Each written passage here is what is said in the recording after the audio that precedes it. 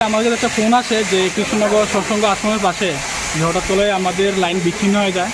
তো তৎক্ষণাৎ খবর পেয়ে আমরা এখানে এসে দেখি যে এই অবস্থা আর কি। তো আমরা আমাদের টিম সঙ্গে সঙ্গে কাজ করছে। তো যে বাল্ব চেম্বার সেগুলো বন্ধ করতে গেছে যাতে এইদিকে আশেপাশে যে লোকজন আছে তাদের তো ক্ষয়ক্ষতি না হয় সেই ব্যাপারে আমরা সতর্ক আছি।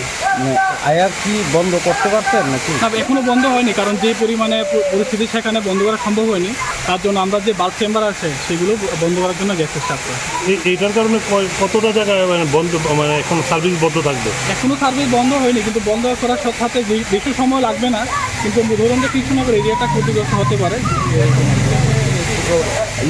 দেখি মানে স্মার্ট সিটির কাজের লেগে হয়েছে আমরা ঠিক বলতে পারছি না, কারণ এখানে এসে দেখছি যে যারা মানে আমাদের এটাকে বিচ্ছিন্ন করেছে তারা এখানে নেই।